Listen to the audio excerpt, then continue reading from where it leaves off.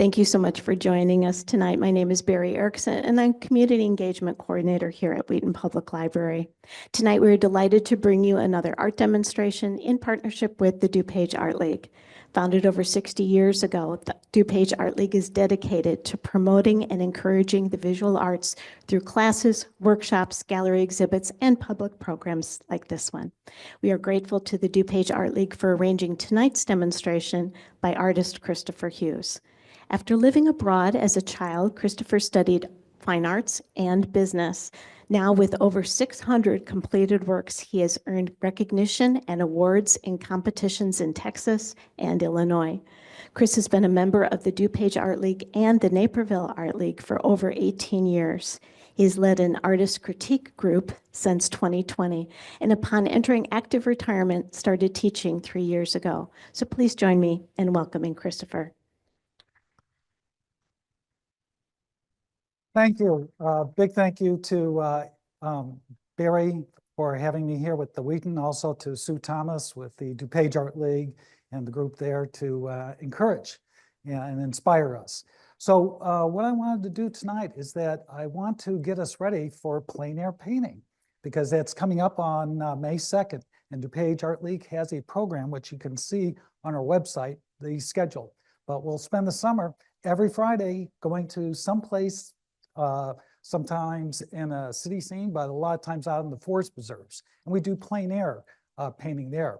So I love art, I love to paint, but I'm really fond of doing what we call Alla Prima, doing it live rather than looking at a photograph or something off the your cell phone, but being out there to where you can smell it, you can see it, you'll see the true colors. And so when you have that, and then you can bring it to the canvas. So on this first one here, Barry, did you want to go through and then I'll get to this, or are we starting with this one? We're going to start with what you see on the TV screen there. Oh yeah, self-portrait. I was the victim. So next. So these are just to show you the style that I've adopted. I was in art school over 50 years ago, but I realized being told what to paint wouldn't be the way I want to approach art. I said, if I put that kind of energy into a business degree, I could do, live a life where I can feed myself. And then the art would be something like therapy or a passion that I could do. So I kept that as a passion, and I've developed it throughout the years. But I've always found that doing art while I was working was a kind of a relief, a refuge to do things. But the best thing about art is being with other artists. And that's what I love about plein air, is painting with other artists, being with other artists. So again, I encourage you, I'm going to show you a few things that I do to get ready for plein air. That'll help you basically be more successful in trying to capture it. This is the first plein air painting that I did. This is in Aurora. This is when I was with the David Hettinger and George Shipperley, had the critique group that we started in 2012. And then that is probably the best education I had, was being with those two artists on how they basically had me look and understand art and color, composition, all like that. So that was where I really cut my teeth, was really with that whole group and learning with other artists. So that was the first one I did. So next. And then this is the one here. Last year, I was one of 40 artists invited to the St. Charles plein air event that they had for us, which we had a week to get like 8 paintings done. And then you could submit, I think half of those. And then it was just a lot of fun and excitement. So I'm going to walk you through the sequence of how I got there. So I'm going to show you the whole process, and then I'm going to do it up here for you, okay? Okay, next. This is an oil painting. I do both oils and acrylics. And for those that showed up here, I brought you the painting. So as you can see, a painting has a presence that you can't get by looking at, be it a photograph or a slide. Next. Chris, there's a request that you move the mic perhaps closer to your mouth or just speak a little bit louder, please. Okay. Now this one, Ellen, where's this at? That's at St. James, yeah. So, okay, can you hear me better now? Okay, thank you. Okay, next. This is downtown Naperville Art League. I got Best of Show with this one. Next.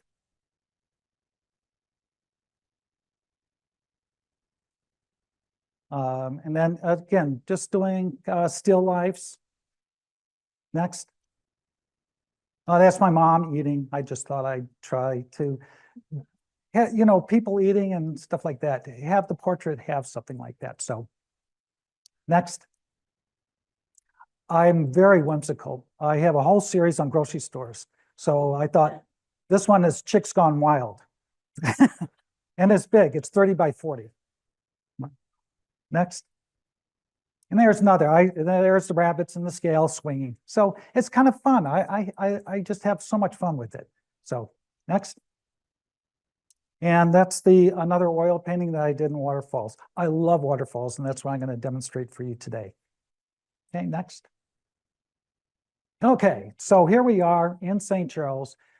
So as you can see, I get set up with a box here that basically Home Depot has for $40. I got 3 things. I have my oils, acrylics, and brushes, and everything I need is right there. So I'm going to go through some of the supplies later after I show you the sequence. Well, let's jump to it first. So to me, showing up for a plein air event, you want to basically have your underpainting done. So the underpainting, you'll say, wow, that is pretty bright. Well, this is a landscape, and that's what that was. That was red on that. That's because it has a lot of green on it, and you can get the green soup nausea. But guess what? The red is complementary, and it kind of breaks it up and gives it a little bit of glow. So that's the one I'm going to be doing tonight, is that I'm going to be using that. The other one is that if I want to do something cool with a cooler background, I want to set the mood quickly. So the underpainting here basically is the one I used for the night scene there at the Naperville Riverwalk. And then if I'm doing a portrait, I just don't know what, gray, because I don't want to fight the white. I want to make better color choices. And if I'm fighting that white and the white's coming through on the canvas, it's going to look unfinished. Now, for those that are just getting started and stuff, I'm going to just show you one of the tricks that I show my classes. Okay, they'll come in, and again, this is kind of floppy here, but you really want it to feel like a drum. So what you'll do is that I spray the back of this. Now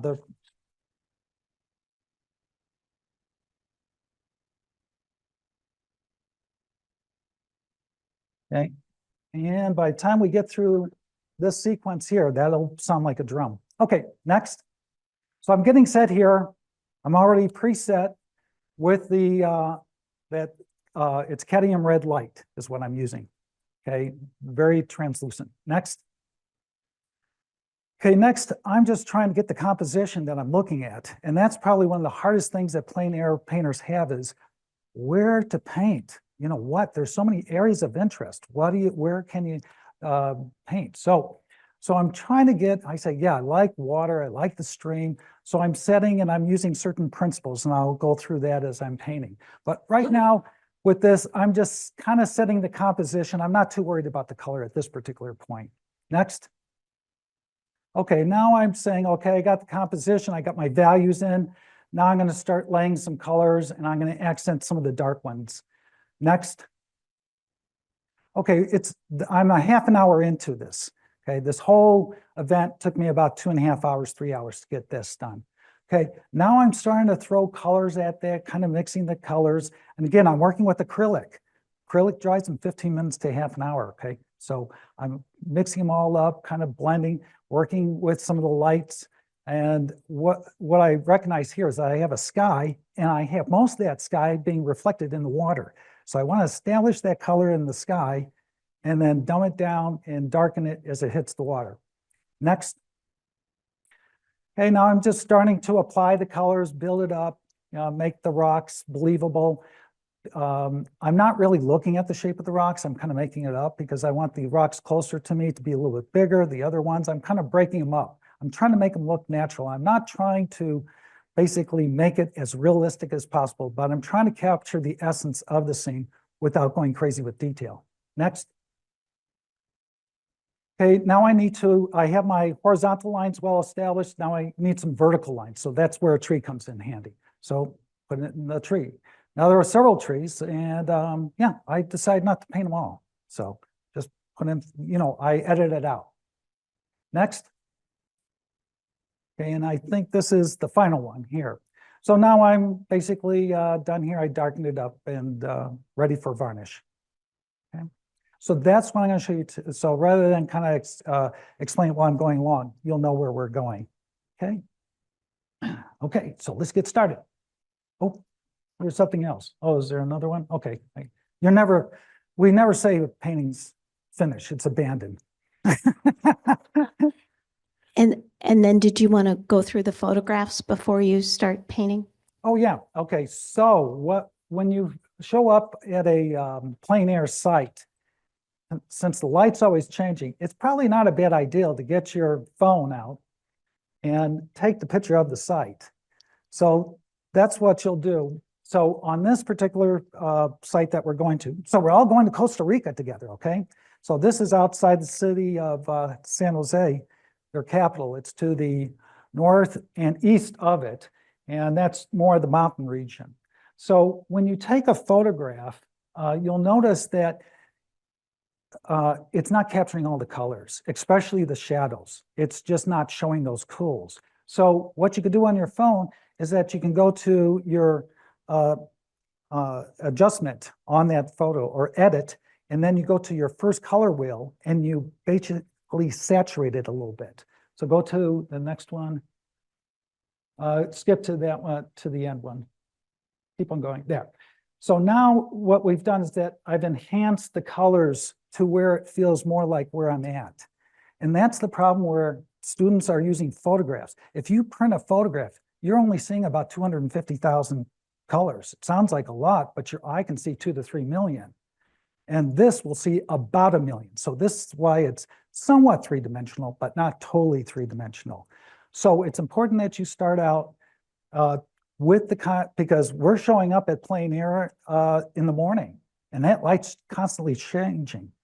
But if you go back to the previous black and white one, but a lot of artists like to go to the black and white one because this shows me my values. And that's what you need to capture. Because if you do the values right, guess what? The colors are going to work and they're going to get the credit. Okay. And I think we can go live. Okay, so I'm going to go over to this side. Okay, let's go through supplies. Now, we talked about this one. Okay, so those on camera there.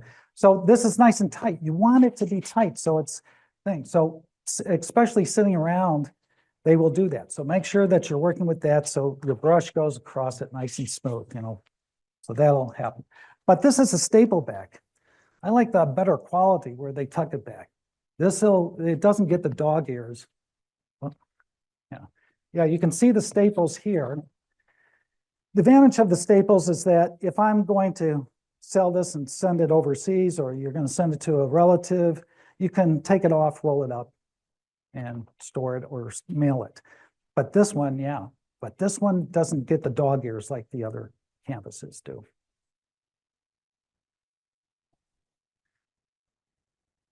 Okay, for the brushes, I didn't want to do a demo on how to do a underpainting because I didn't want to wait for it to dry.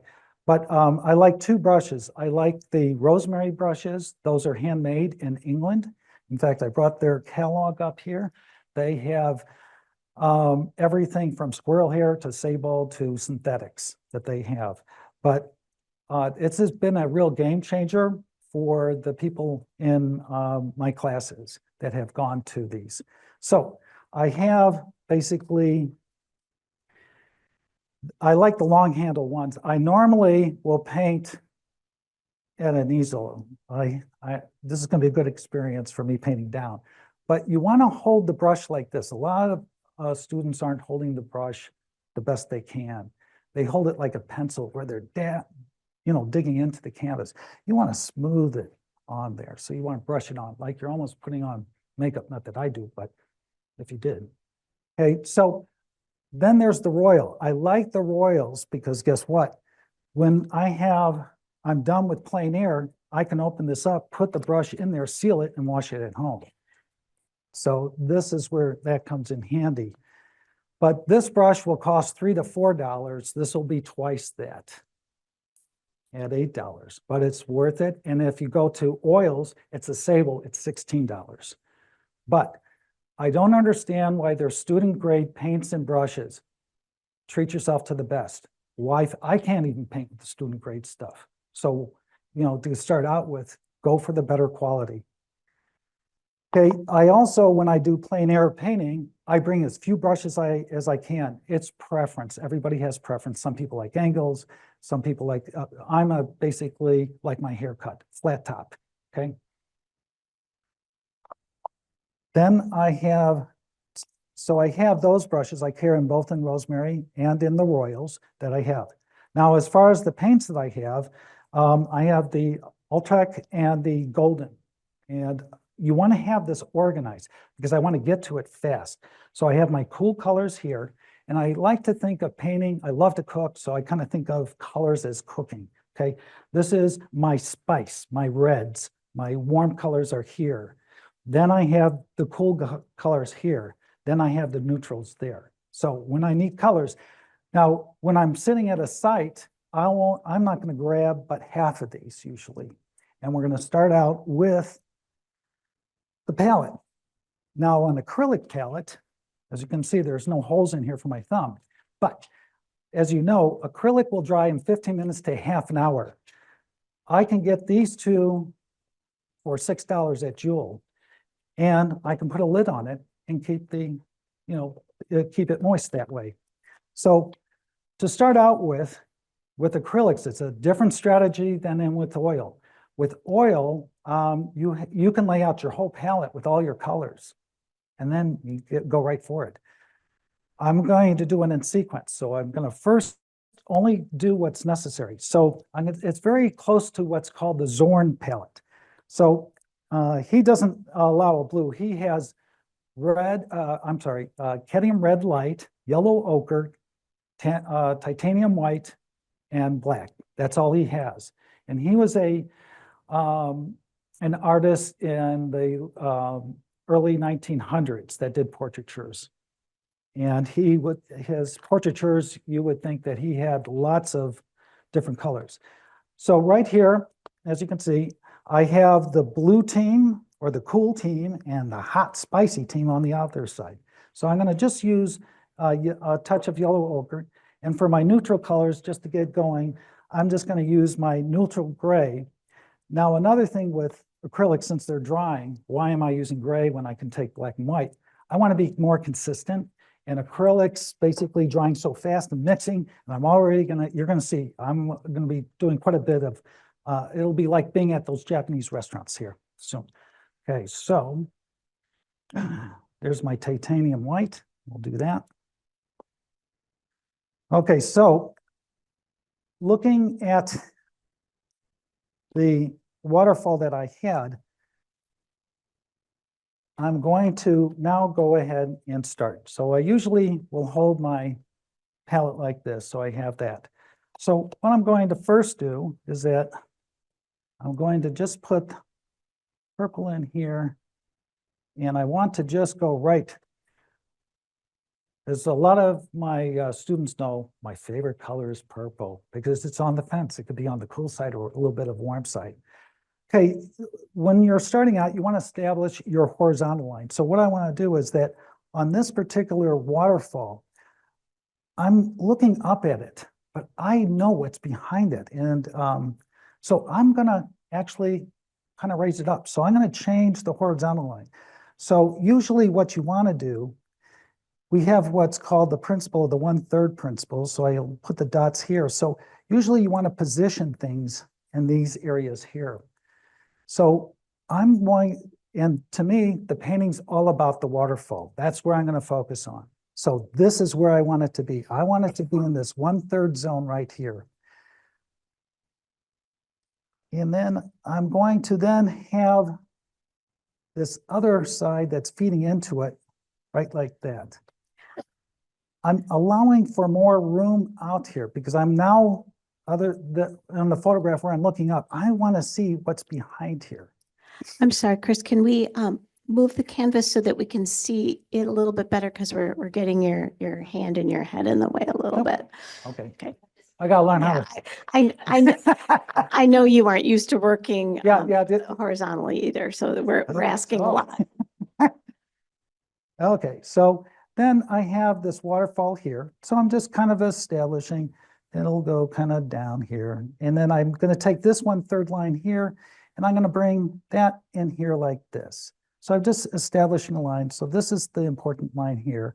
Then I have where it's feeding. I want it to have a little bit more of a dramatic drop so I'm going to actually go below this 1/3 principal line here. And when I have it, I'm actually going to bring it a little bit closer to us because I like having horizontals that lead us. Again, I want to get to here. So if I have a step here like this, now I'm getting there. And I don't want this waterfall to be in the center. So here I'm going to have the base here. In fact, I might even move that right here. So I'm going to kind of think, I'm going to be trying to explain to you what I'm thinking because I'm kind of going at this a little differently than the photograph. The photograph is basically just a reference. And you'll notice that I'm going to stop looking at after I get all of this done as far as getting my composition and values done.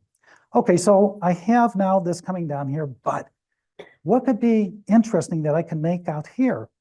Well, I know that if I went over here, this is Costa Rica, it's full of mountains. These were beautiful mountains. So what I'm going to do is that I'm going to start on this side because I'd like to bring the viewer's eye into the painting. You want to manipulate things.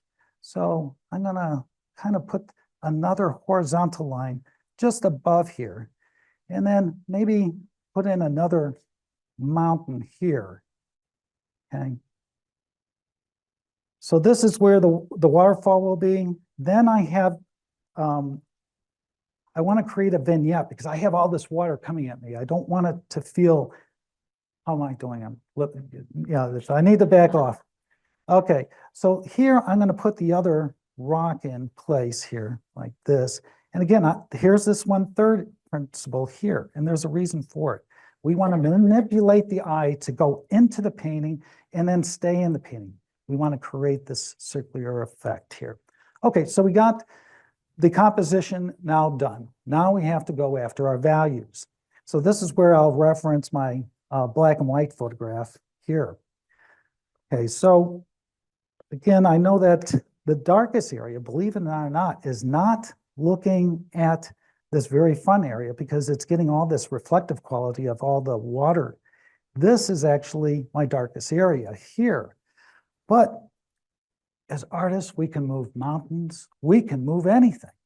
And guess what? I love moving the sun and I love sunsets. So I think I'm gonna, in the actual picture that I took, the sun was way over to this side here.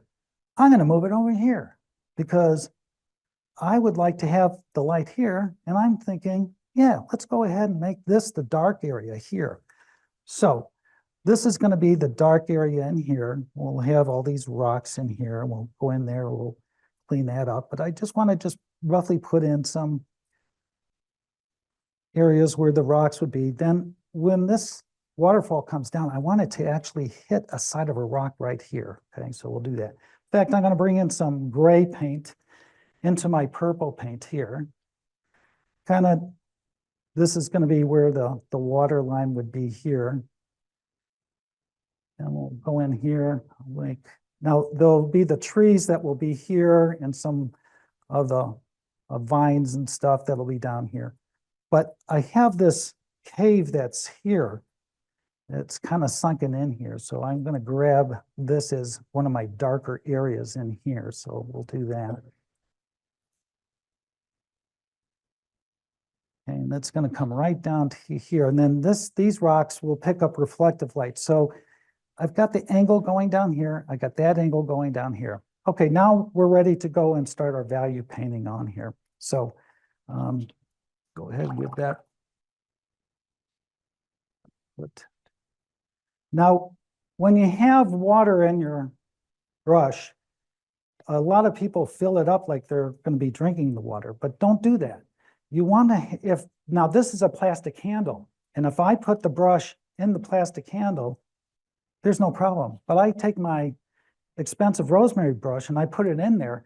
If that wood handle gets wet, it's going to expand, contract, and the head falls off. So this is the advantage of the plastic ones, but you don't need that much water. You should be drinking more water than your brush is. And with acrylics, okay, let's talk about the tube. The acrylics here, what are they made of? It's made of a polymer acrylic. It's a plastic, okay? So it also has a binder, and then it, of course, has the pigments. The good quality paints have more pigments. The less quality paints will have more of the acrylics and less of the binder. Water is, a lot of people think it's your friend for acrylics. If you use too much, you're breaking down that binder where you'll notice after a few years, it'll actually scratch right off. So be real careful on how they call it the 30% rule. Don't put more than 30% water with your acrylics. Okay. It's like a chef, you know, this is, you know, you kind of, these are like your knives and stuff like that. Okay, so let's start with some, and again, I'm still going to stay with the limited palette. So I'm going to bring in some of this white into this purple here. And I'm just going to kind of cool this down here. So I want this sky is going to be my lightest. And if I notice that it's not getting quite, I'll bring the titanium white right to it like that. Okay, so, and I'm purposely manipulating the eye. My strokes and the clouds that I'm going to put in here are going to be pointing to this waterfall. Okay, so I'm going to do a rough one there. That's just to get the composition there with the sky. Then you can kind of start to blend in and get your, see what you can start to work and do your clouds and stuff like that. But I want the clouds to all be pointing here. But more important, I want some real warmth in here. So I'm going to take this yellow ochre and mix a little bit of titanium white with yellow ochre. And that's going to give me that kind of, that gold color that I'm looking for, that warm color in here. And I can use it to kind of outline those mountains in here. This is where I want the source of light to be. So I'm going to bring in some yellow here. And again, I'll sculpt it later. But I just want to get the tonal quality in here, the temperature. Okay, then for this back mountain, I'll just go in here like this. And I call this the toothbrush method, the scrubbing, the painting, where I'm just kind of roughly getting in there to outline where this mountain is. I'll put it in there.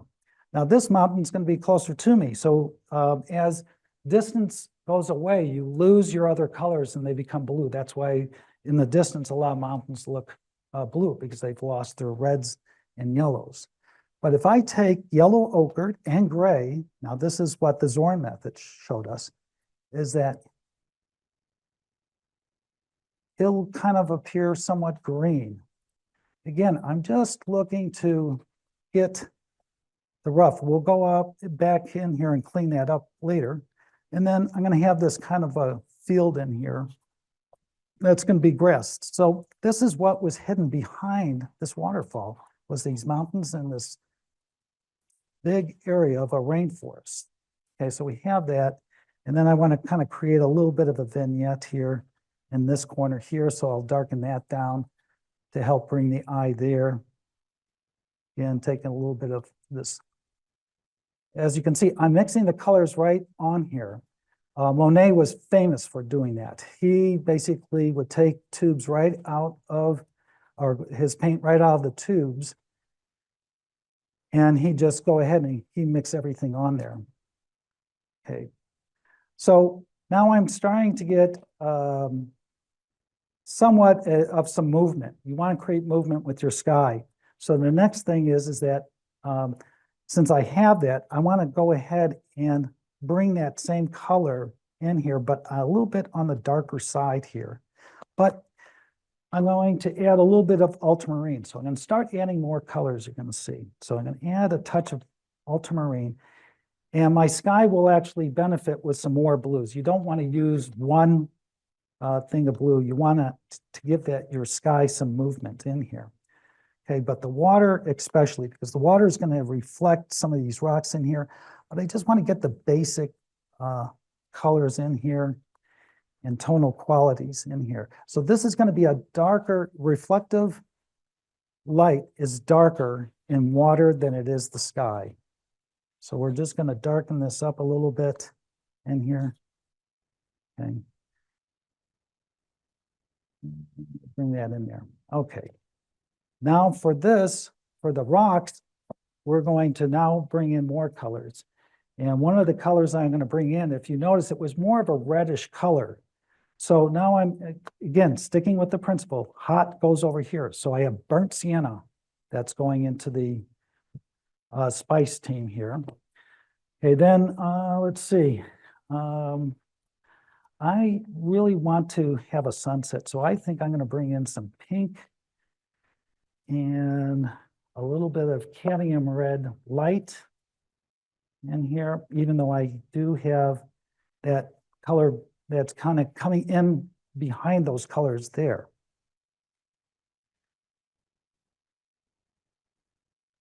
And I'm gonna spice it up. So I'm going to be spending a little bit of time getting my source of light correct first.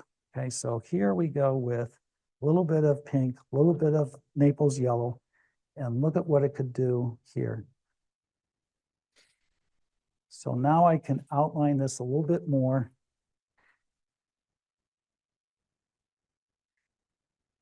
I'm going to spruce it up with some red up here. Again, pointing towards this waterfall.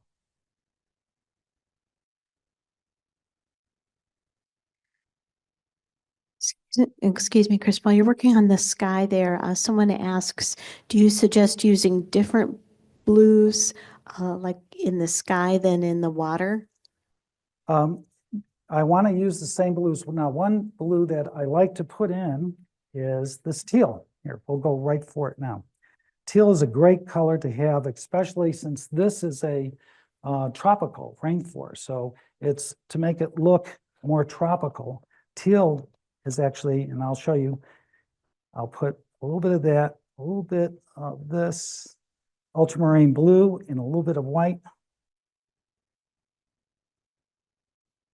here. And then you can see that just a little bit of this will help bring some more movement to the sky in here like that. And I could do the same here, but I'm going to save it for the waterfall. That's one of the, what we call the frosting on the cake at the end on that. Okay. Okay, so let me work on the sky here a little bit. Kind of lighten it up here. There we go.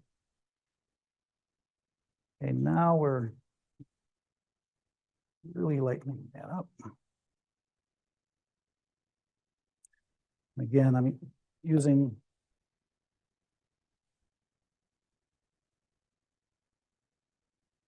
and I can come back and soften these edges a little bit more in here. Let some of this lighter color come through there.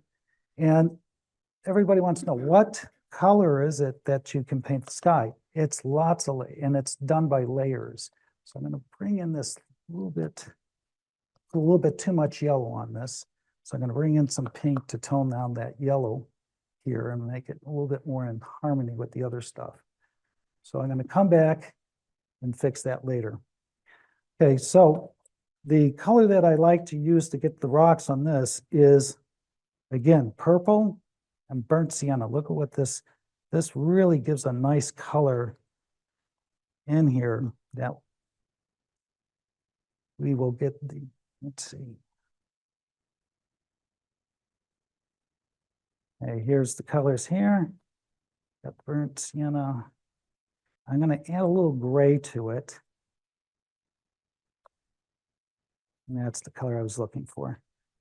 Now, what I can do now is that I can switch to my picture. Now, you can't, I'll show you on the, what I'll do, and this is the advantage of using your phone. What you can do is that I can blow this picture up and I can say, okay, am I matching that color? And see, there's a match right there. Okay, so I'm just going to go in here like this and get the outline. And if I look at this, what direction are those rocks going in?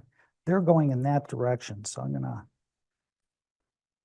I added a little bit of yellow ochre to it. And I'm going to go in here and put the position of these rocks that I see in here to work around. Now, here is where the waterfall is. So I want the rocks, even though I can't see them as well, I want to put them in there. So I'm going in here. Again, next thing, I'm going with the mid value is what we're doing right now. So I'm going in here with the mid value. And Chris, I'll just mention that you're standing a little bit off to the side, and that was actually really good. Oh, okay. Okay, so again, it looks like I'm just playing, doing a lot of, let's see, I'm going to get another earth tone here. I'm not quite happy with those colors.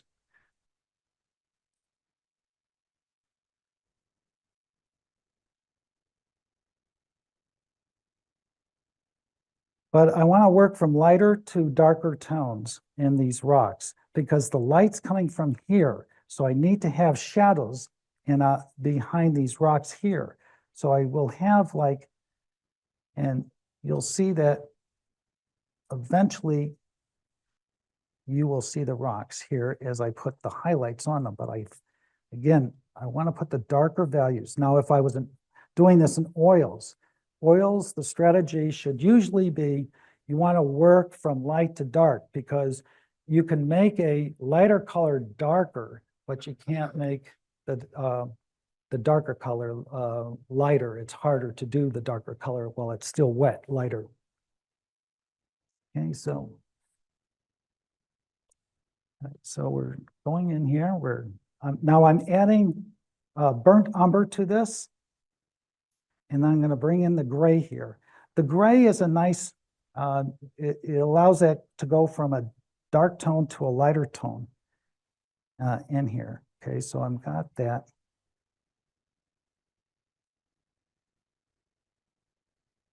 And then I have this heel here. And then we're just outlining where we want the rocks to be. And right now it looks like a bunch of X's that are going in here. Okay. Okay, so while that dries, again, with acrylics, I only have to let it dry for about 15 minutes. I go back. Now I can go back up to my sky here and mountains and kind of work those, get that cleaned up.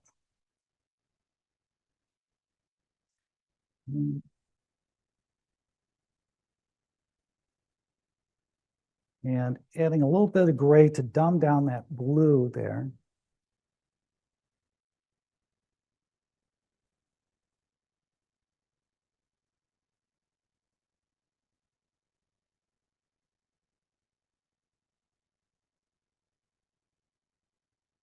And then for there, as long as I have the blue out, blue and yellow give me green. So now I can go ahead and make that one mountain more of a greenish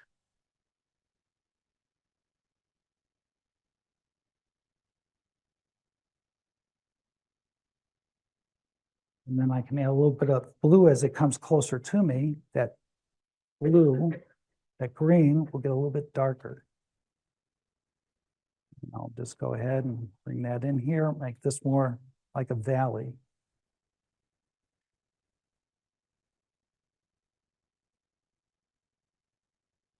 Okay. Now we want to work on the rocks. So the rocks have that light color. So what I'm going to do, as you can see, here's all the colors that I've used so far. And some of these are already starting to dry, but I can activate them with water.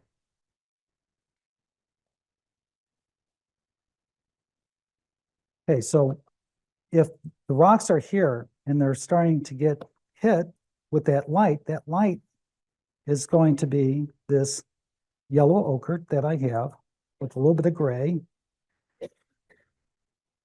And then I have this burnt umber that I had on here. So now I can go ahead and I'm going to start to define some of these rocks in here.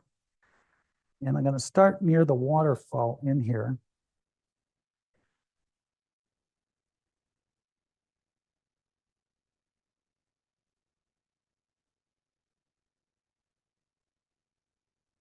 And you'll give different shapes. You don't want them all to be the same in here.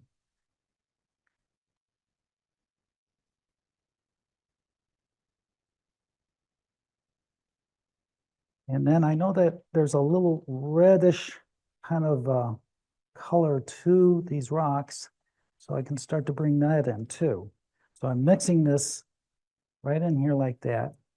And now I'm going to start to work on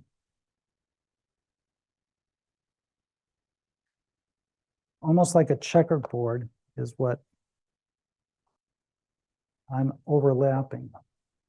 And then I'm going to break them up again with, now this is the dark area here, and that's got a little bit of that reddish color in here. Okay, then we'll go to this side here, because this is going to be the same rock.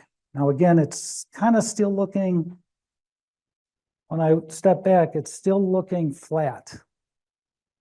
So that's because I have medium values in here. So I'm going to need to put in dark values and light values. So let's kind of work in this area here. This is where and the way I can kind of work that to go to where you finally say, oh, now I can see the rocks, because I can't see them myself. Okay, now I'm going to go in here and I'm going to use now a smaller brush so I can do the details that I need to get into between these rocks with these dark values. So now I can get in here.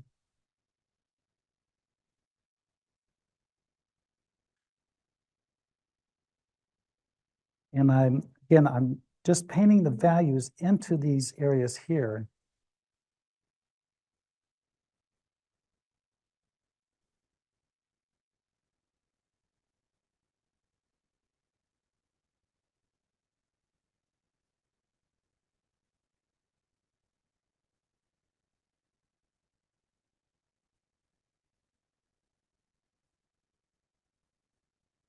Here's the waterfall up here. Now over here, we're going to have vegetation that's going to be going on. Okay, now on the sides here, as you can see that this red is coming through. If you look at my painting over there, you'll see some of my reds that come through on the painting on here. Okay, so now we're starting to see some of the values working here with the midtones, but there's no light that's hitting it. And that's what gives us the color and the shape of some of these rocks that you see here. And you'll see, we'll get to that aha moment shortly. Okay, so I'm going to just concentrate on this side here and we'll go to that side to get that caught up. Okay, now we have that. Now we'll go ahead and take our gray. That's what we need. So I'm mixing the gray with these other colors. And again, by using the same colors, it gets what we call a color harmony that you have with your painting. If you're throwing too many colors at it, you're just throwing colors at your painting. And you're going to lose that harmony. But you want to work with those colors.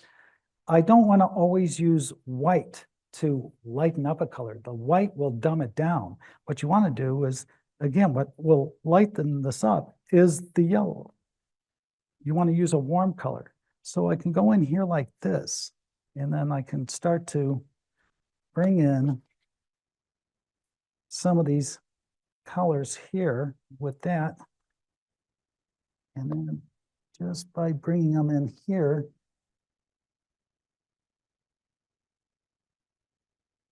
now you're going to start to see where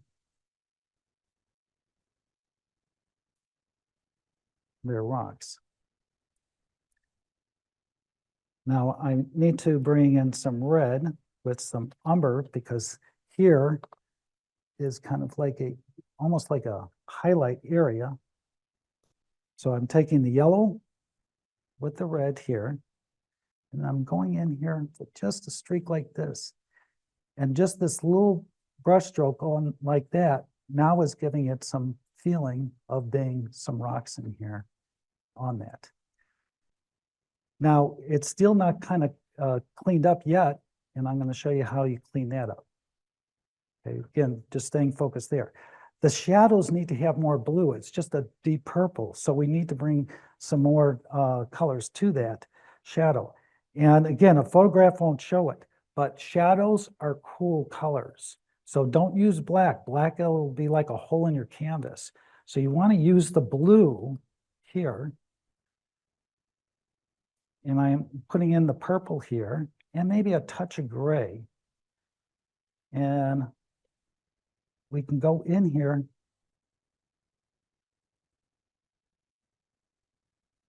especially near the water, where I go in here like this. And now, and notice how I'm holding the brush now. It's starting to, I mean, it's more what I would call a loose kind of a stroke. So we're getting in that loose kind of look in there, but it's still not the right color. So I'm going to take this purple, and I know that purple with white will give me that lavender feeling. And then I can bring in this blue, and that's the color I want. Now look at how this will look.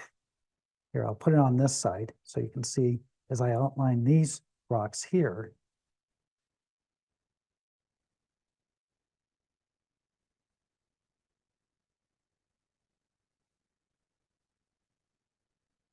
So any comments so far? I can take questions. Yeah. Yeah, just a moment, I'll bring the yeah. mic to you. Thank you. I know this is not going to help the people at home, but in the studio, could you hold up the painting so we can see? It's a little blown out on the screen.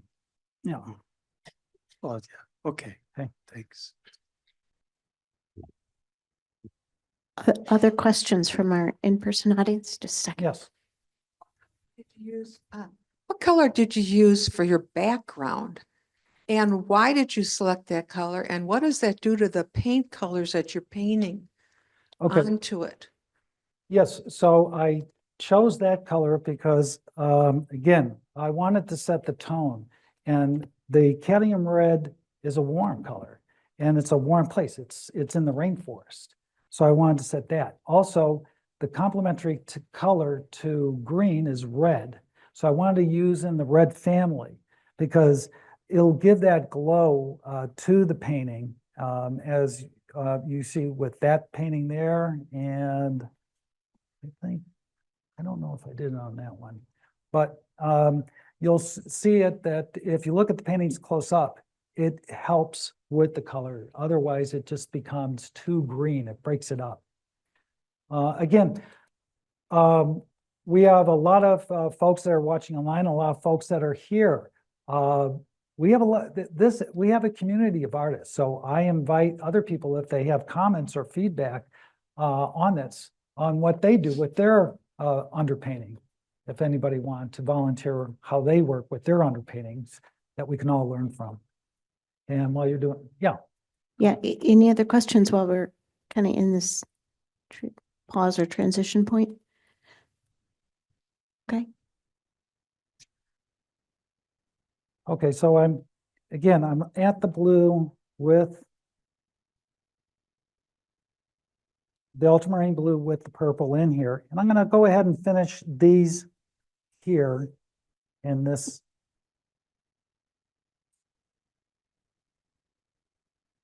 Yeah, this color was, yeah, it was cadmium red light. This is the color it is right here. This color here. Okay, so that, and it was just done with that. I could have used a different color. Now, again, I've changed the way that this photograph's working is that I've brought the light side to this side and the cool side to there on these mountains. Okay, so.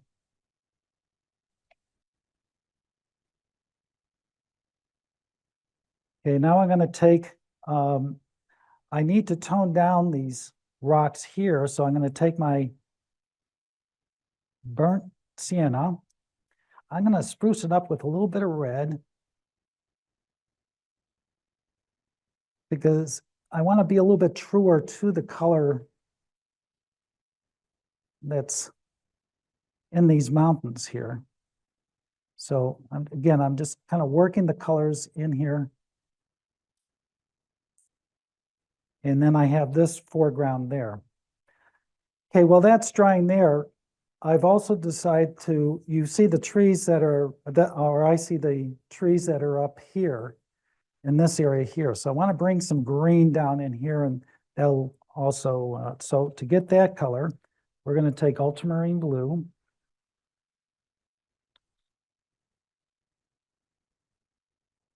And cadmium red yellow. This will give me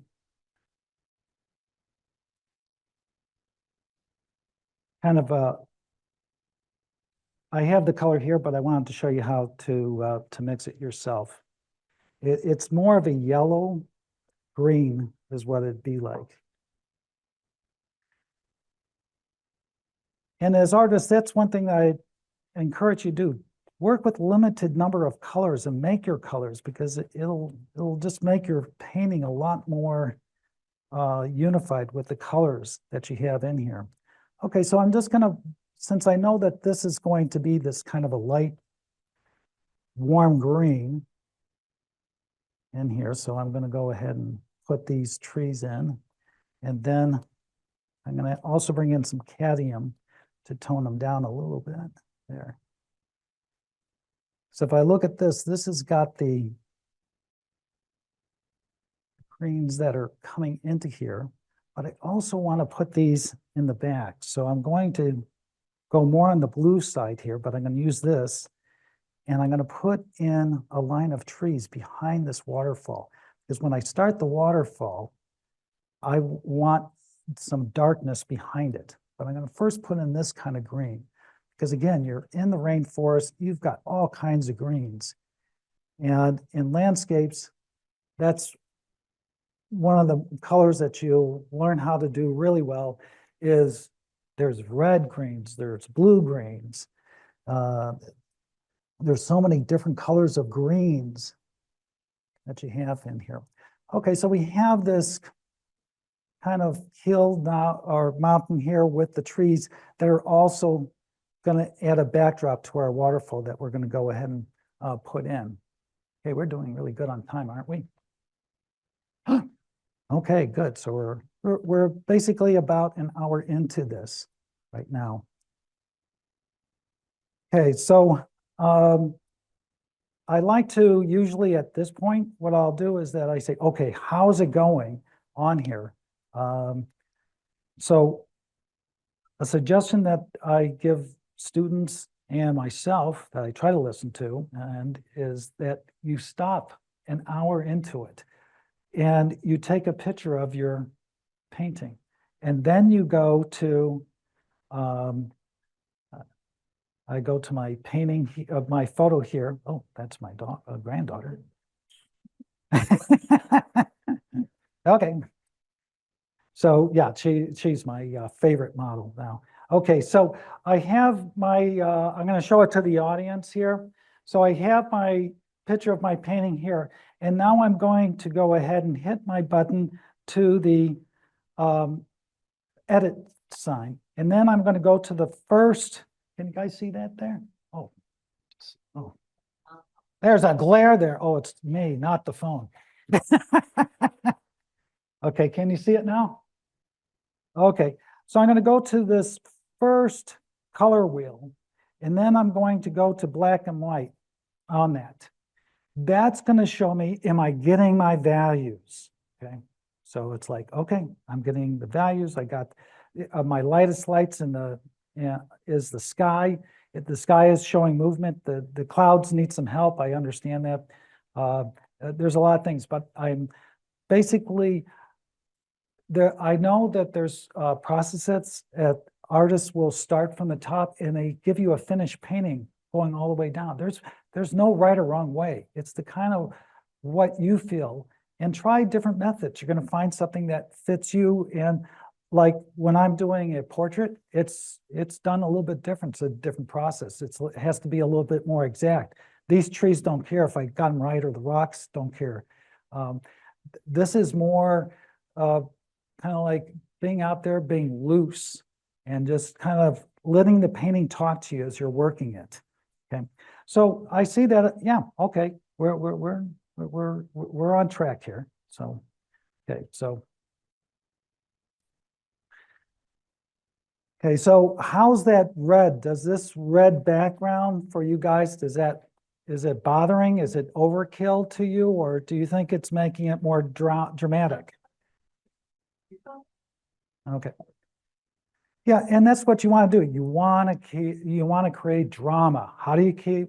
There's two ways to create drama, and you have light versus dark values, and then you have cool versus warm values. So you want to have those values working for you.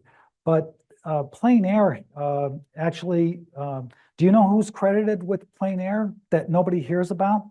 The person that you want to credit plein air to is a artist called John Rand. And he was a painter that came up with the tube. And that was in 1841 that he came up with the painting tube. Otherwise, if you've ever been to like Amsterdam and gone through Rembrandt's studio or some of the other studios, they had a whole floor that all they had was these poor students that were doing nothing but making paint with the, with the pigments, with the linseed oil, and putting it into bottles and stuff, or into satchels or stuff. And then they run it down to the artist. The artist basically had to be chemist before that. And but all of a sudden you get a tube, and it's like, wow, okay, I don't have to do the chemistry part of it. And then Monet and Van Gogh, they basically, because that was in 1841, 1850 was Monet, 1860s was Monet's time, and 1870s was Van Gogh's time. And they were able to go out with their tubes, not be confined to a studio, and go out there and paint. That was the revolution that started all that.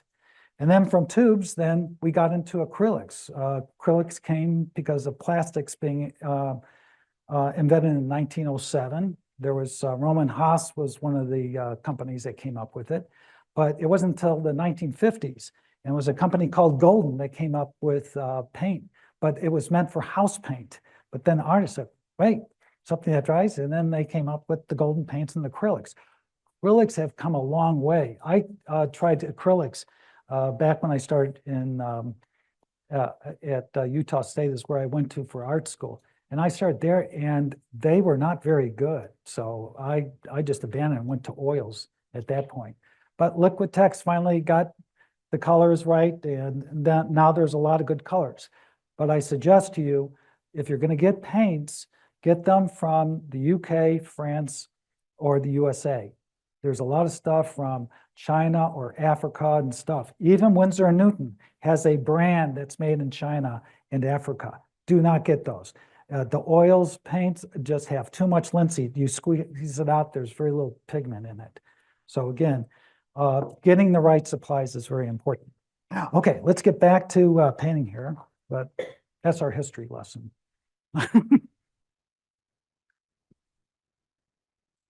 All right. So as you can see, I have the two brushes here. I have two things of water. Actually, this one for me, and they're all purple too. So, Chris, we do have one question here. yeah. Just wondering, can acrylic painting last longer? Well, Acrylic acrylic's only been really around since 1950. They've done accelerated aging, and that's a great question. And here's how you can find out some of the answers. And here's the good and bad news on the back of your ones. It's called light fatness. Look at that on the back. Number 1, which almost all the Goldens have, means it's excellent. That means it can stand up to 40 hours of straight sunlight, UV light, and not fade at all. Okay. If it's 2, it'll almost make it. But as far as acrylic, when acrylic basically, when it's dry, it's plastic, it's water resistant and stuff. So My question was, once you finish the painting, how many years will last? how many years will it last? The painting? The paint will probably last longer than the canvas itself. Unfortunately, the canvases, a lot of people don't store their canvases right. And I was guilty of that, where I had some canvases, I moved to the basement and they got mold on it. And it's just like having, and again, it's a cloth, think of it like your clothes. So, yeah, just store it in, keep it out of moisture on that. Also, varnishing helps. In fact, I'm hoping to have time that I'm going to show you how to varnish. In fact, I'll ask for some volunteers to varnish this painting for me. Okay. So, but yeah, using a varnish is important. I'll talk to you about the different varnishes later, but let's get to the water and how the water and the rocks and all that interact. Okay. Okay. All right. So we got this somewhat done, but not completed enough to go ahead and put the waterfall in. And so let's go ahead and work on this side here. What I'll do again with this, if I'm working outside and it's windy and it's warm, these paints will dry in 15 minutes. And that's why it's important to have your strategy of where your paints are. Because I'll just put this, the new paint over that top of the old paint. So it's always in the same place. I know where to find that pink or that yellow. It's always there. So I'll do that. But sometimes it just gets so full, I have to bring in this one. And cleaning this is no big deal. If it dries, I can almost peel it off like a mask. Okay. So, all right. So let's get back to our painting here in the rocks here. So we have these rocks here. Again, I'm going to make these a little bit more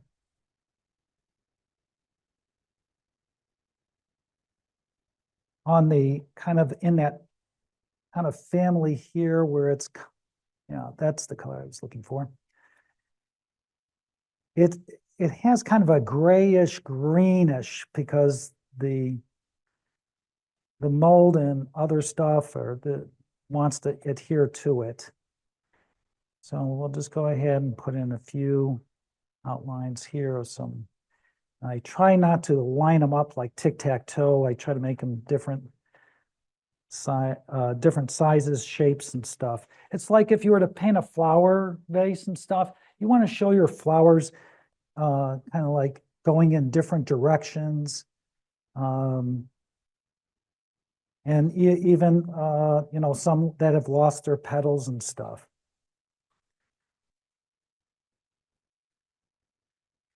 So a lesson I've learned early on when I was in that critique group with George Schipperle and David Hettinger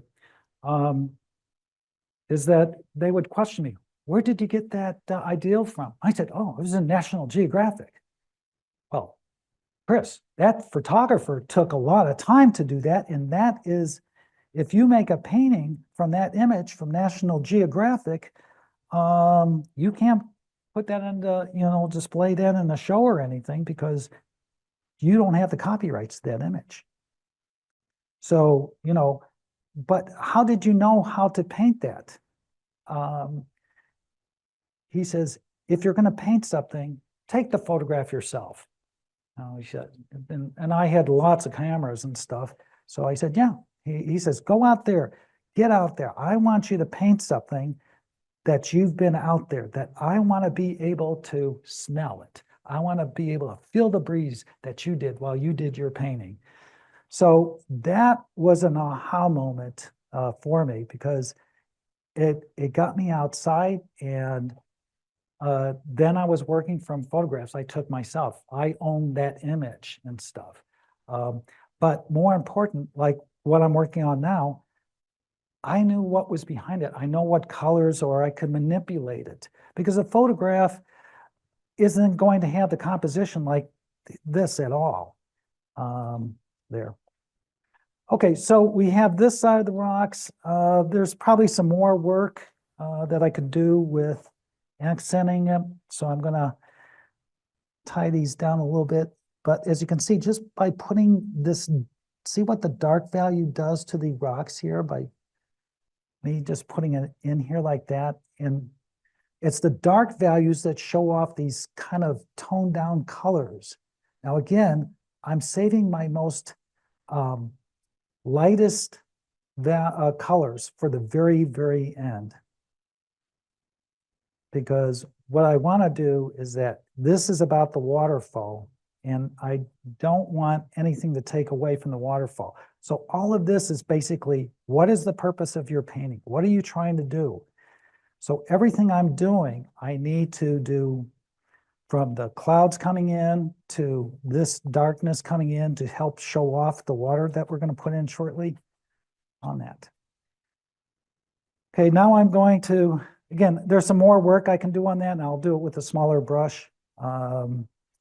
As I'm looking at my composition here, I would really like to get the trees to kind of almost wrap around. This rock doesn't make sense there.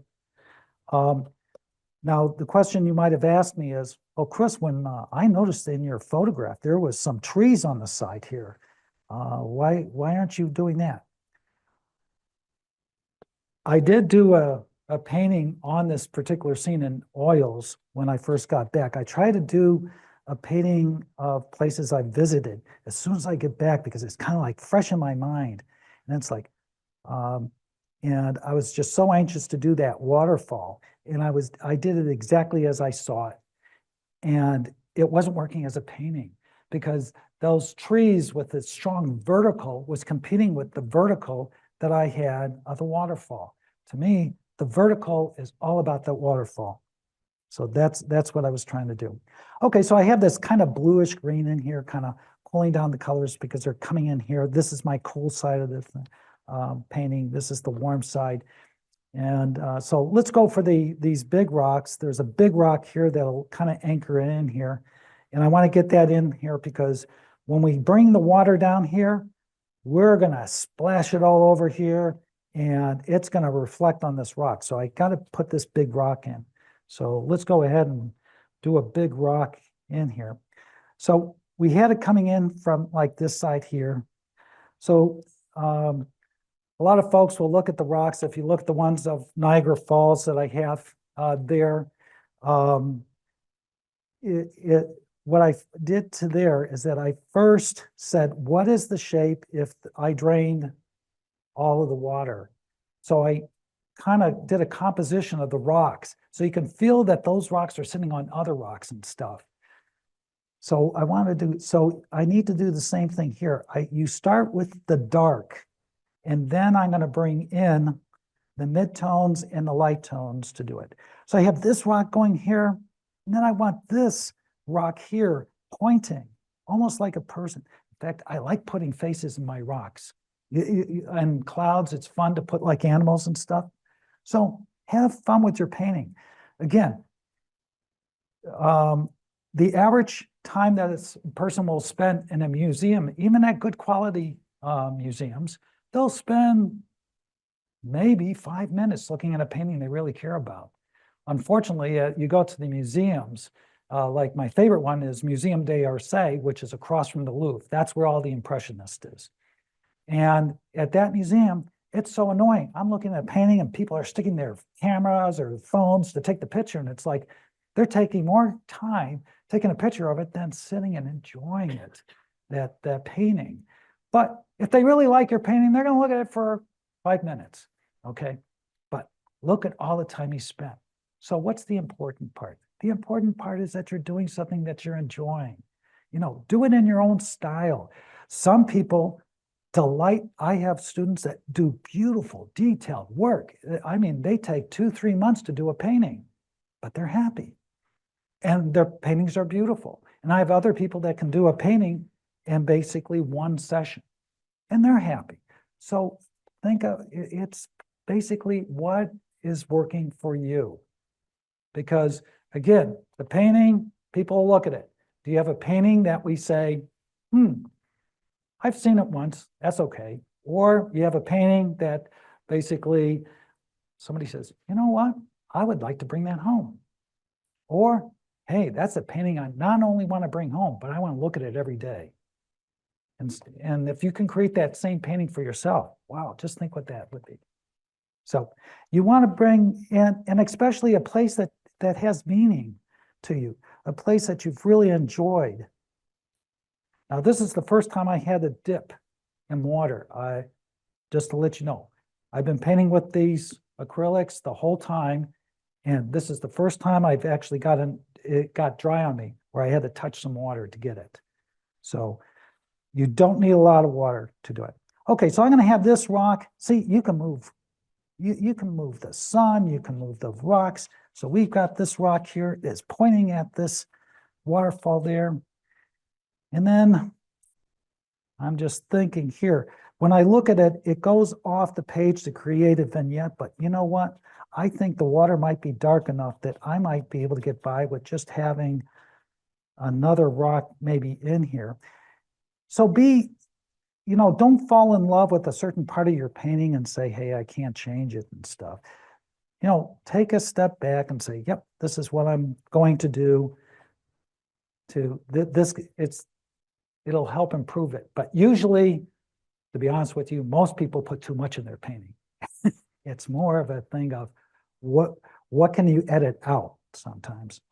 Okay, so we have this rock here. I just want to do the light edges here, and then we can start with the waterfall. Okay, so how you guys doing? Everybody's doing good? Okay.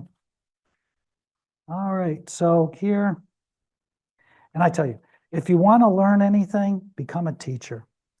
I became a teacher during COVID. I was getting ready to retire, and again, I've been a member of the Naperville Art League and the DuPage Art League for like 18 years, and I just loved the experience, and I thought, wow, I'm going to retire, I'm going to get to spend more time with them. And they said, well, since you're retiring and with COVID, we lost so many teachers, would you mind teaching? I said, well, really, I am not the best artist on the planet, but I love art, and I have my critique group that I have every Saturday since 2012 that I'm seeing at least a dozen paintings that we're critiquing every Saturday. And some of these are very good artists, and other ones are kind of in their beginning journey. And I learned so much, even from the beginners, because they'll do things that are surprisingly, and it's like, whoa, like this simple egg thing. I learned this from a student at DuPage Art League. They took the egg carton and they had all their brushes, and I thought, oh, this is great, especially for oils, because I can point at this one on the brushes I've used, these ones I haven't used. So here, I'll put it for the people at home. So we can learn from, we all discover stuff, and sharing is a lot of fun. Okay, so now we're about ready to start our waterfall on this. Again, I can come back and work on the rocks, but I really want to get this waterfall in and show you how to do that. Okay, so the key to doing a waterfall, and I think I'm gonna start with the rosemary brushes because those are the best. Okay, so let's get some more paint on this. So we're gonna do titanium white that I'm gonna mix. I will not use titanium white directly on the waterfall. The big mistake, everybody, yes, it looks white, but when I blow this up, it's almost more lavender than it is white. And the light's reflecting. The light's going to be on the warm side. So we're going to do some layering here. And we're going to use a very, very dry brush. So we said we were going to move it into this 1/3 area here. So here's how we're mixing the paint. We're taking this white, and I'm going to use this same kind of color that we have here because I want to use that same kind of purple lavender that we have there. So I'm going to use this first part just to kind of plot it. So here's my 1/3 here, and there it is there. So this is where the waterfall starts. And so, oh, thank you. You know, I don't think I need that light anymore. Yeah, don't be shy to tell me to kind of move out of the way. Okay, so I'm just gonna what we call just pet it a little bit. Okay, then here it's hitting a rock. So I'm going to have it, I'm going to create a shelf for it. I'll come back in there and reposition that rock. And that's why I didn't want to spend too much time on the rocks because I'm going to reposition that rock to work. And I want the waterfall to kind of dance. I don't want it to be straight down. I want it to kind of go over to this side. So it goes over here. And now guess what? And this is a very dry brush. And see how I hold my brush? I'm holding it here and I'm whapping it. I'm whapping it back and forth like this. It is, and it has to be even on both sides. Okay, then I'm going to have it kind of come down like this.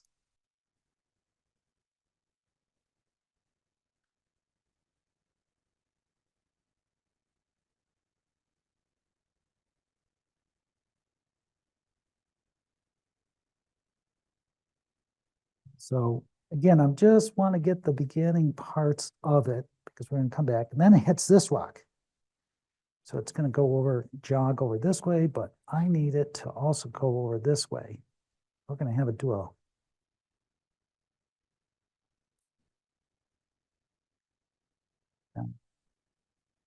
Chris, there's a question about how are you switching out colors on your brush without using either water or a cloth?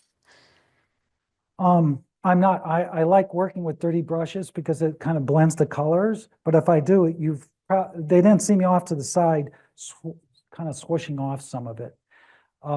Usually the hardest color for me to get off my brush is red. So what I'll do is that, that's another reason why I'll have two. Sometimes I'll have, especially if I'm in my own house and I'm doing it in my studio room, I will have one for warm colors and one for cool colors for the brushes, because that red is just really hard to get off. Okay, so we've got, let's see, gotta make it look natural. Okay, I'm gonna have it kind of splashing off this one here like that. Okay, and then we can have some going this way. Okay, so we just have the outline of it. Okay, the light's coming from this side. Okay, so if it's coming from this side, that means this side's going to be warm. So let's go to our yellow, Naples yellow, and I'm going to swoosh it in with this lavender color. And then, now this is the one time when I'm doing detail that I will actually put my finger on here and I'm holding it like a pencil. And I'll just gently brush it like this to get that. Now, sometimes the light hits it in one place, but it skips it in another. And then down here, it's not going to hit that, but it might hit here. Okay, then I have to cool. Now I have the cool part. I'm going to go back to my lavender and add a little bit of ultramarine blue here.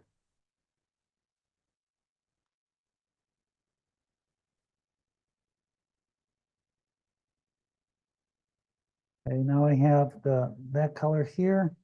And this one I'm going to brush, so I'm going to hold the brush like this, where I'm kind of like brushing it nicely. And I go here like that.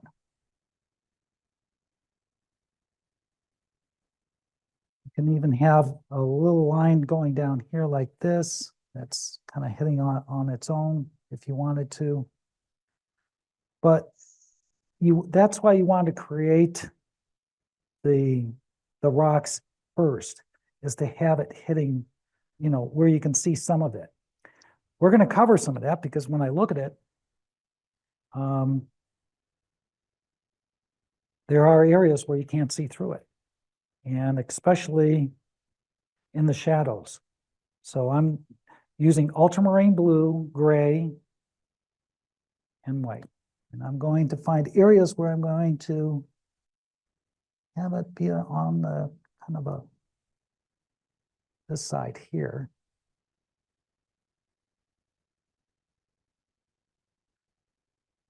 And then I'm going to bring in that teal. I told you that teal color would be very nice. So I'm going to take that teal color, I'm going to mix that in here like that.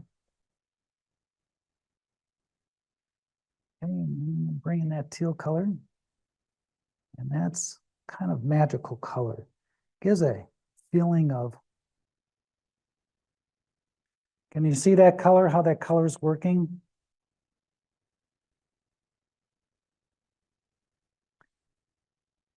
So the waterfall still is not jumping out. And I'm going to turn, since for the audience in here, you can't see it as good on there, but it's still not jumping out. So I'm going to turn around this way, and I'm going to go ahead and add more white. So then see, this is where I'm wiping it. So I am wiping my brush. I used to do this my clothes. I have a whole wardrobe of clothes that you got paint on your clothes. Okay, goes in that wardrobe. Okay, now we're gonna do some light. Look at that. Here, I'll stand to the side.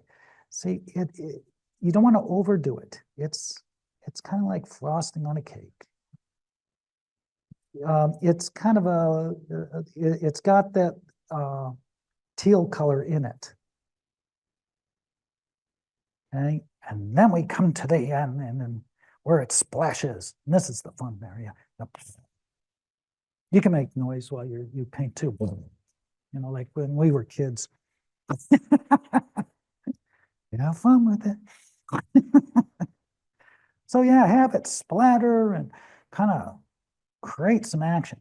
Okay, so I can come back and accent, but again, I've got other areas of the painting that need work. So, but I want to start showing you how to do water now. Okay. Okay, so I'm going to come back. Again, we aren't really adding a lot of colors if you notice this. Okay, so I'm going to take this blue, ultramarine blue, and I'm going to put in back of this, kind of work that shade. Now, with the water, I want to kind of push. This is where you're manipulating the eye. Again, we're artists. We're kind of like magicians with visual. We manipulate the people's eye on where to look. So what I'm doing is that I'm going to bring this darker blue on the edges because I want to push that person's eye into where the waterfall is, okay? So.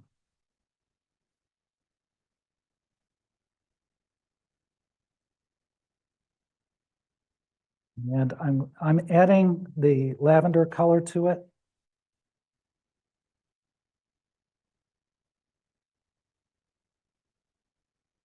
Go in here like this.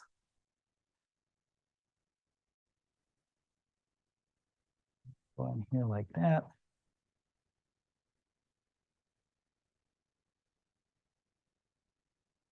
You can even make some decisions. Maybe I'll have some of the water. I can have two rocks. Yeah, that's kind of working out.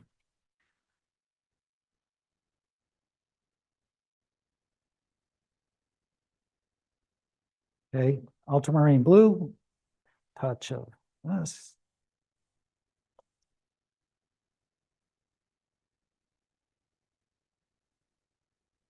And I get these edges here. Kind of.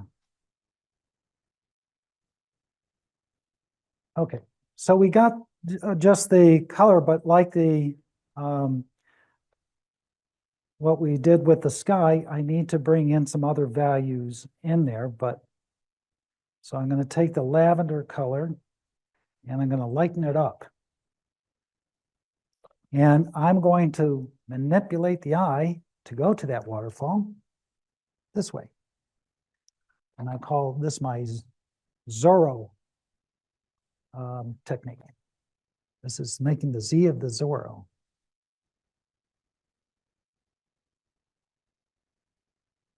I'll bring that right into you. So your eye goes right there. Okay, but I have to do it in layers, especially with water. It's not unusual for me to use 7 or 8 layers. This waterfall, I'll put another 4 or 5 layers on that before I'm done on that. But right now, if I was at the plein air with Ellen right now, I would have enough that if she says, hey, bring what you have, here's what I got. But I have enough information here that I can finish this at home now. Okay, so let's bring in some of that teal that we had. Okay, so we're going to bring in that teal color too. And I'm going to bring a little bit in here, kind of, is it? But I'm seeing that I might need to bring in some darker colors because water, if I look at this water, it's got some real darks. So, in fact, I've got the reflection of this particular bold rock here, which I haven't finished identifying as far as its color and shape, but I can go in here with my toothbrush method.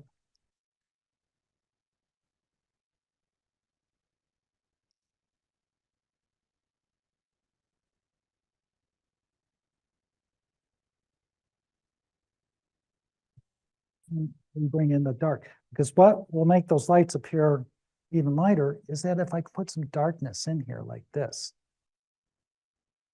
See, I'm using the side of the brush, and see how I'm holding the brush? If I held it like a pencil, I'd be digging in there.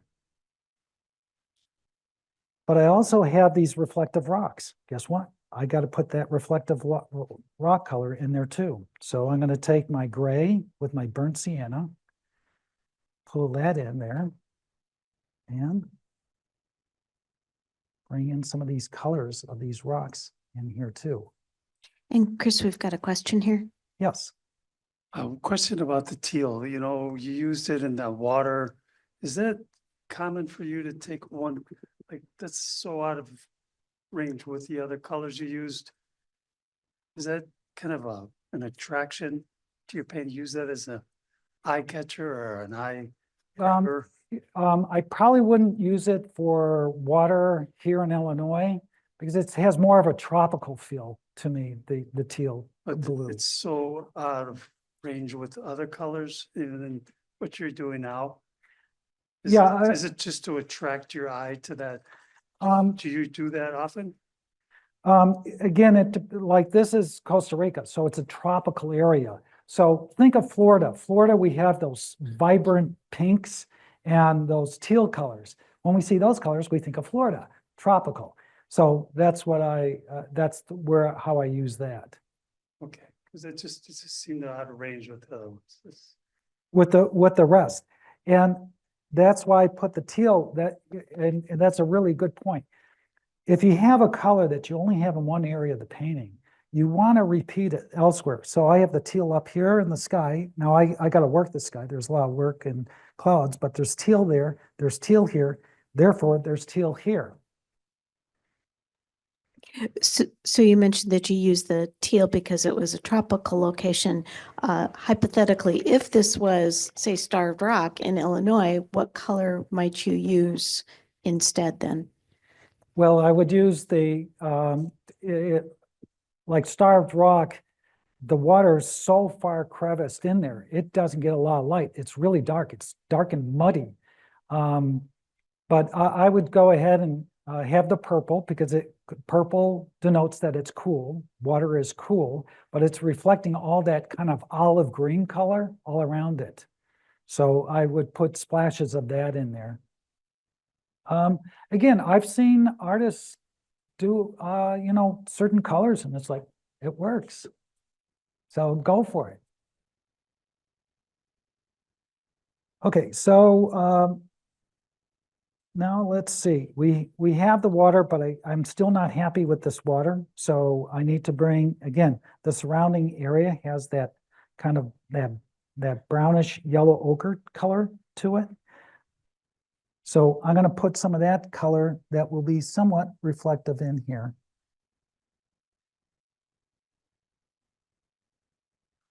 So, okay, now we can go ahead and work on some of these other rocks that we have here, kind of work those out. Yeah, this one would have that. So notice I'm not trying to do another color. I'm introducing this is a warm color that can work here. Now this is a rock that's by the water, so I can kind of bring in some where it gets a little bit wet or stuff, so I can kind of, and it's a little bit too man-made shape, so I'll try to break that up there.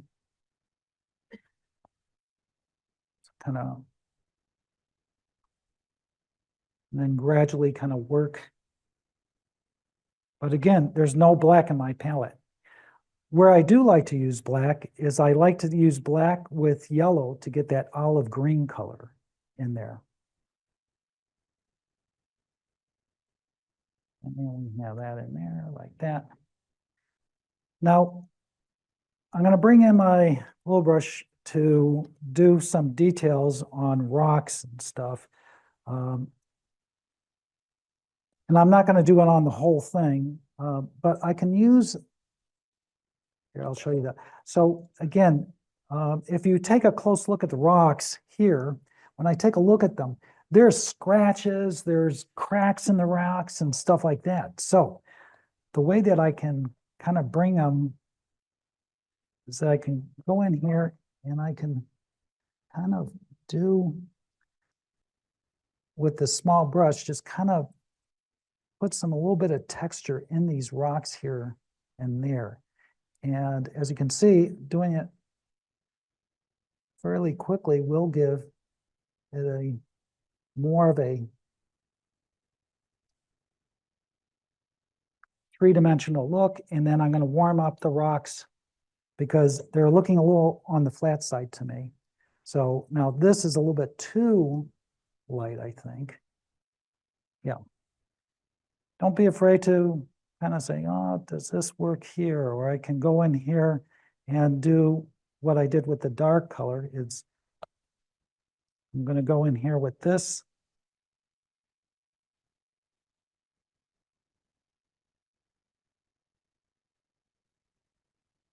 And then I can kind of play around with it in here like that.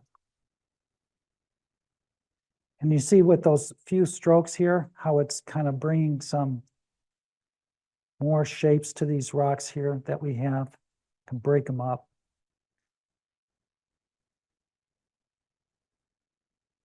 Now,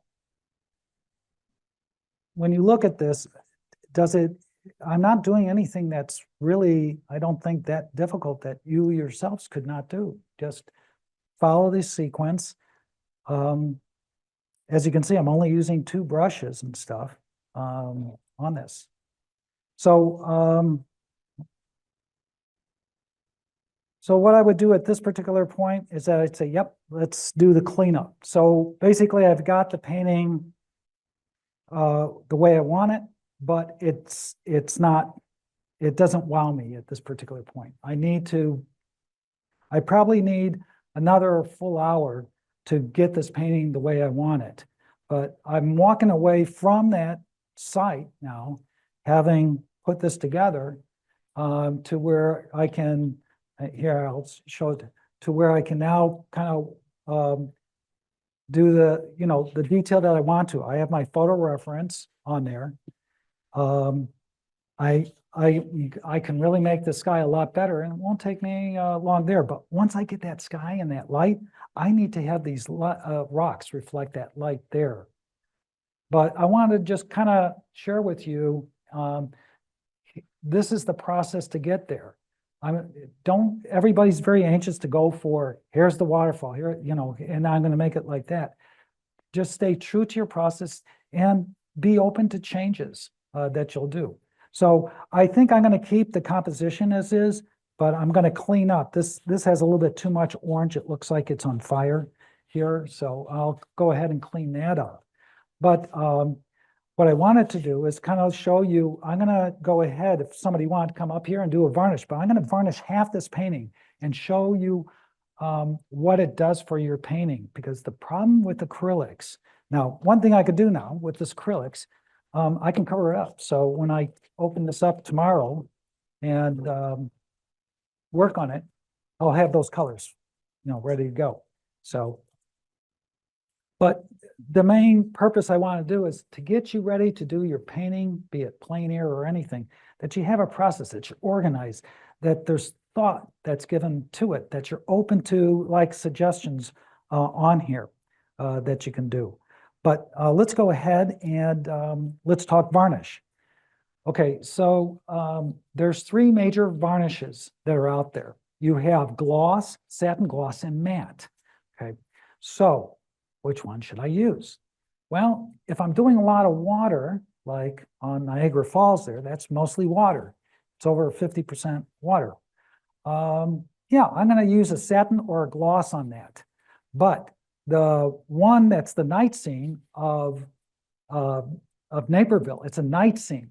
I needed those colors to really come out. That's totally gloss. Okay. This one is satin. And if I was, because it's got some water in there. And then the one with the robin that was outside my window, I was looking for a model and I looked and there, this robin was building a nest right out my window. And that became my model. So it has a story for me. Again, but that robin basically has a matte finish on it. So that's, so where there's a lot of earth tones and stuff and not water, go for the matte. The gloss does have a reflective. So for those that are here in place, they can, you can kind of see what is going on there. But let's go ahead and give you a demonstration on what varnish does for you.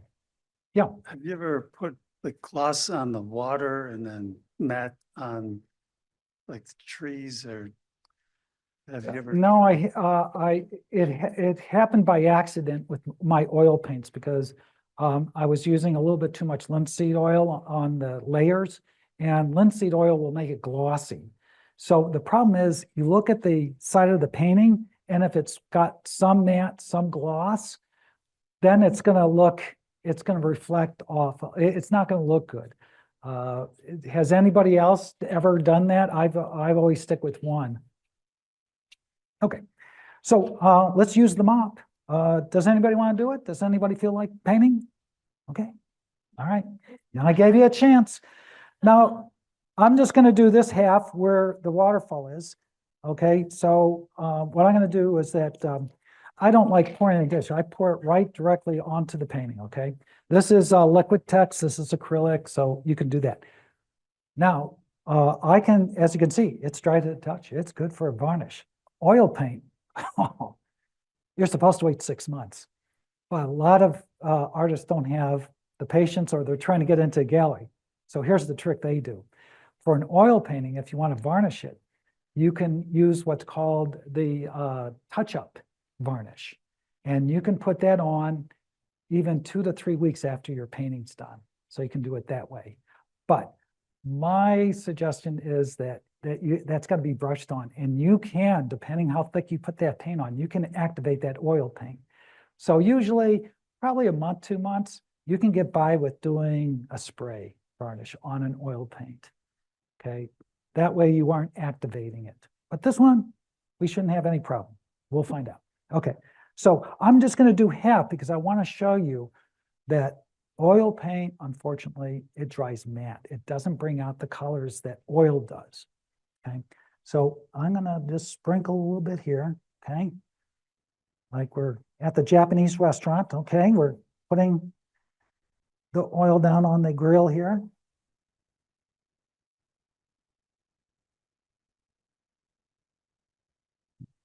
As you can see, it doesn't take very long. And I've just done this half. Okay, I'm gonna let the people at home kind of see this too.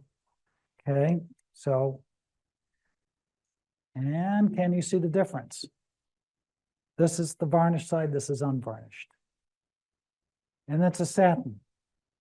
It would be more exciting if it was gloss, but then you hang up a gloss painting, it just too reflective.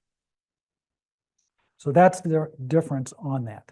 But guess what? I can paint right over this. I don't, some varnishes you have to strip off, not with this.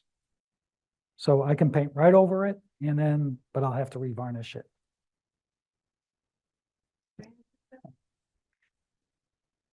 So that's where I kind of wanted to take you as far as on the process I have. But again, I wanted to also talk to you about, you don't have to be by yourself trying to figure this all out on your own. I want to encourage you to do like I've done. Belong to the DuPage Art League, belong to the Naperville Art League or wherever. Get involved, you know, with us. You don't have to belong to it. You can join us with Plein Air. I have a critique group. If anybody's interested, you can contact me on that if you're interested in joining a critique group. And we're pretty tough on each other. There's no crying on it. But again, the way you look at a painting is that take a look at your painting. The steps are, and some of us have judged paintings, but what do judges look for in a painting? Okay, that's a question I get. And also, so nobody asked the question, how much do you charge for a painting? Okay, I can tell you the formula on that too. So I still got a little bit of time to share with you if you want those. So as far as how much to charge for a painting, okay? Usually I tell artists, start with $1 a square inch, plus the cost of your frame, plus the cost of what you would, the commission is, okay? So a lot of the places are 50% commission. So if you want to walk away with $1,000, you got to ask for $2,000, okay? You are spending a lot of time, and you know, $1 a square inch is not very much. Now, if you become an artist that you start getting awards like Best of Show and other acknowledgements, then I would say, yeah, go for $2 on it. So that's the formula for that. But what do judges look for? And should I step over here then? Okay. Yeah, so what do judges look for? I got some fellow teachers in here if they want to talk. So I'll go and feel free, Dan or Alan, to jump in and help me here. Okay, when they're looking at paintings, they're kind of like, yes, there's a theme, but there is awards for those paintings that are outside the theme. So what they're looking for is, okay, how's the composition?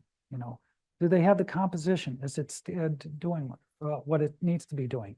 What are their values? Do they have their values working with the colors? How clean are their lines? Do they have all, you know, vanishing lines, soft lines, firm lines? How is it all working? And then what's the overall feeling or emotion that the painting's having? Does it feel like there's movement in the painting? Is it something that's a style that's kind of unique, different? Did they carry that same style throughout the painting on that? Is it a stopper? I can tell you very quickly, I'll just, when I've been asked to judge, I just first walk through fairly quickly and I figure which one's stopping me, which one's stopping me. Then I'll take a look at those that, and why did it stop me? Because I've literally seen thousands of paintings. So to get my attention, there's got to be something. Okay, why did it stop? Now I'll take a look. And it could be style, it could be the topic that they chose or how they did it. But it's execution too. And then don't forget about dressing it up nicely. What a difference a painting makes when it's framed properly. So make sure you do that. That's very small points on it. But did I miss anything, Ellen or Dan? You guys have judged. Dan, let me give you the mic 1 sec. Chris, I think you did a great job on that as far as judging goes. Yeah. The one thing I would add, well, you added the composition, I think is number one, at Mhm. least for me anyway, number one. Yeah. But and everything you also listed is right on line, right on. The one thing I would add to that would be that for me anyway, is look for the unexpected, something that you're not really looking for. Yeah. And those are the ones that, like you said, they jump out at you. Yeah. And then I don't know. And also I found out that when you're looking at paintings, also listen to the paintings. Because Yeah. they will speak to you. Yep. It sounds kind of weird, but if you listen closely, they will actually speak to you. So anyway. Okay, thank you, Dan. Okay, so is there any other questions or feedback that you have? Yes. Just a moment, I'll bring the mic.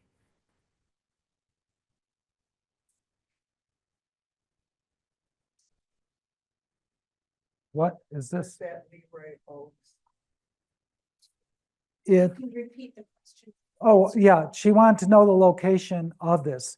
It's, yeah, it's where they have this museum where the kids can touch all the stuffed animals and other stuff. There's a little museum of the animals that live in the forest preserve. It's way off 64th. Yeah, it's west of Randall Road. Okay. Do you ever mist your paints to make them last longer? Mixed my Or paints? Spray water on the paints to delay the oh. drying? Especially the most challenging plein air was when we had the cicadas. And I tell you, I was dancing around and we were, and it was the fastest painting I ever did. But everything, it was hot, it was, yeah. So I do have, yeah, I will go into my tub here and I'll spray it just gently on that.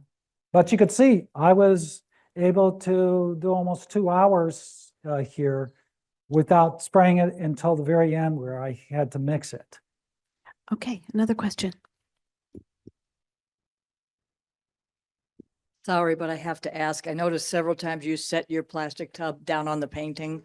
Do you ever smush a freshly painted area?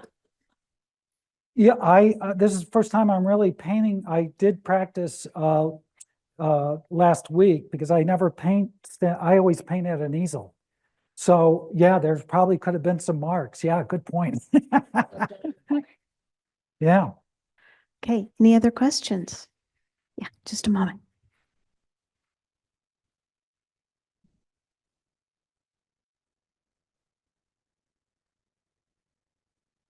Do you ever use any additives to keep the drying from slow down the drying, like Lotrol? No, Oh. I've never used any mediums in my oils or my acrylics, especially in the problem is that they have a gloss finish to it. And so I'm forced to varnish over it. I only probably varnish half my paintings because half of them I'm thinking I'm going to paint over it again or do something with it other. It's when I think I might want to sell it or put it into a show that I'll varnish it. Because the varnish will protect it from UV. It will also protect it, you know, if something gets splattered on it. Okay, any other questions? You use a brush on varnish on this. Do you ever use like a spray can like Krylon or something? Yes, I do. On oils, I do, but not acrylics. Yes.